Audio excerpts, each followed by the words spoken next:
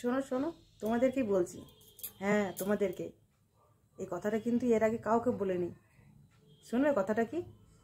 কথাটা হলো, আমার না অনেকদিন ধরে দিদি নম্বরে মানে যাবার ইচ্ছে ছিল, কিন্তু যাওয়ার হয়ে উঠছিল না। কালকে জানো, ঘুরে এসেছি দিদি নম্বর ওয়ানে। শুধু দিদি নম্বর ওয়ানে নয়, দাদাগিরিতেও একদিনে দুটো জায়গায় খেলে এসেছি। ভাবা যায়? কি করে হলো যে শুনলে?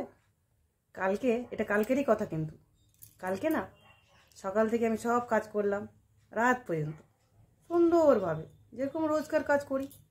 তারপরে রাতে যখন শুতে যাই, ঘুম আর আসে না। ঢাকা দিয়ে তো শুয়ে পড়লাম, কিন্তু একবার এই পাশ আর একবার ওই পাশ, ঘুম আর আসছে না। আর ঘুম না এলে খুব সমস্যা হয়, কিন্তু অনেকেরই হয়, বলো তাই না? তো ঘুম যখন হচ্ছে না, তো ভাবলাম চোখ বন্ধ করে থাকি, ঘুম তো আসবেই। আধ ঘন্টা নইলে 1 ঘন্টা, খুব জোর। চোখ বন্ধ করে থাকলে ঘুমিয়ে যাবো। তো যাই হোক, আমি চোখ বন্ধ করে শুয়ে পড়লাম। তো হঠাৎ করে আমি দেখি যে আমার একটা ভিডিও কদিন আগে আমি ছেড়েছিলাম, সেই ভিডিওটা হঠাৎ করে ভাইরাল হয়ে গেল। ভাইরাল মানে জানো, একদিনে মানে 5 থেকে 6 মিলিয়ন ভিউজ হয়ে গেল। যেখানে কিনা আমার একটা ভিডিও একদিনে 4 থেকে 5টা ভিডিও মানে ভিউজ হয়, 4 থেকে 5টা, 4-5 হাজার নয় কিন্তু, যেগুলো নিজের লোকই করে, আর কিছু না। আমার ভিডিও কোনো দিনও মানে ভিউজই বাড়ে না। তো যাই হোক, মানে হলো, তো এত খুশি হচ্ছে না, মানে বোঝাতে পারবো না। আর এমনকি আমি জানো মিলিয়ন্স মানেই জানি না। তো যাই হোক, আমি শুনেছি সবার কাছে যে মিলিয়ন্স হলে অনেক ভিউজ হয়। তো এখানে 5-6 মিলিয়ন মানে অনেক, আমার মনে হচ্ছে যেন অনেক, খুব খুশি আছি। তো ঠিক সেই সময় একটা ফোন এলো। তো ফোনটা এলো দাদাগিরি থেকে। দাদাগিরি থেকে ফোনটা এলো, তো আমি মানে তখন কি বলবো না বলবো কিচ্ছু বুঝতে পারছি না। মানে খুশিতে একটা আনন্দতে লাফাচ্ছি যে দাদাগিরি থেকে ডাক এসেছে। আর নিজেকে না সেলিব্রিটিও মনে হচ্ছে, খুব মানে একটা হচ্ছে যে আমি এত মানে একটা ভালো ভিডিও বানিয়েছি যে আমার পুরো ভিডিও ভাইরাল হয়ে গেছে, সেখান থেকে ডাক পড়ছে। তো তোমাদেরকে বললাম যে আমার দিদি নম্বরে যাওয়ার ইচ্ছে ছিল, কিন্তু তা না, আমার একদিনে দুটো জায়গা থেকে খেলে এসেছে জানো, দাদাগিরিতেও আর ইয়েতেও, কি বলে দিদি নম্বর ওয়ানও। তো যাই হোক, দাদাগিরি গেলাম খেলতে। খেলতে গিয়ে কি বলবো তোমাদেরকে, মানে ভিতরে এত ভয়,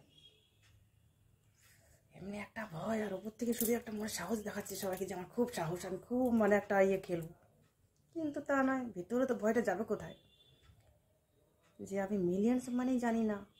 আর এখানে আমি প্রশ্নের উত্তরগুলো দেবো কি করে? তারপরে এত কঠিন কঠিন প্রশ্নের উত্তর। দাদাগিরিতে এসে আনন্দ তো হয়েছে, কিন্তু প্রশ্নের উত্তরগুলো যদি দিতে না পারি, তাহলে কি বলবে লোকে? সব দুনিয়ার লোক যত দেখবে, টিভি বলে কথা, বলো, সেটাই আমার মাথার মধ্যে আসছে যে কী হবে। তারপরে সব থেকে বেশি নিজের বাড়ির লোক বলবে কিছু জানে না, কোনোদিন কিছু পড়াশোনা করেছে, কিচ্ছু করেনি, চলে গেছে উত্তর দিতে, কিচ্ছু পারবে না। ভাবলাম, এত কিছু ভাবার পরে ভাবলাম যে না, খেলাই ভালো। চুপচাপ মাথা নিচু করে বাড়ি চলে আসি লজ্জাতে, ঘুরেই চলে এলাম। তো ঠিক তারপরে আবার দিদি নম্বরে ওখানে চলে গেলাম খেলতে। দিদি নম্বরে ওখানে যখন খেলতে গেলাম, তখন কিন্তু খুব আনন্দের সাথে খেলছি। খেলছি মানে খেলতে গেছি, এখনও খেলিনি। এত সুন্দরভাবে মানে দাঁড়িয়ে আছি আর সবাইকে দেখছি, আর নিজেকে খুব খুশি হচ্ছে নিজের মনের মধ্যে যে গিফট তো নিয়ে যাব, জিতি আর না জিতি, এত গিফট নিয়ে আসবো বাড়িতে। তো জিতবো কী করে, আর প্রশ্নের উত্তর দেবো কী করে? আগে বাটনটা তো দাববো, তারপর না প্লে বাটনটাই দাবতে পারছি না। সবার আগে যে বাটনটা দিতে হয়, দাবতে পারবো ফার্স্টে, তবে না উত্তরটা দেবো, তবেই তো জিতবো। আমার দাবতে পারলে কী করে জিতবো? সেটাও আবার মনে হচ্ছে যদি আমি জিতে না পারি, তো সেখান থেকেও চলে এলাম। তো যাই হোক, আমি 2 জায়গা থেকে ঘুরে চলে এলাম। তারপর যখন চোখটা খোলে দেখি ঘুম আর আসছে না। তাহলে আমি এগুলো কী দেখছিলাম? দেখিনি, এগুলো ভাবছিলাম মাথার মধ্যে, সত্যি ভাবছিলাম। মানে ভাবতে পারছো, কাজের কাজ আমি কিছুই করতে পারি না, শুধু ভেবেই যায়, যে কোনো কাজ শুধু ভেবেই যায়। তো বন্ধুরা, আমার মতো এরকম শুধু শুধু ওখানে শুধু ভাবতেই থাকো, ভেবেই যাও, কাজ আর কিছুই করতে পারো না। কেউ কি আছো আমার মতো? জানাবে কিন্তু, হ্যাঁ।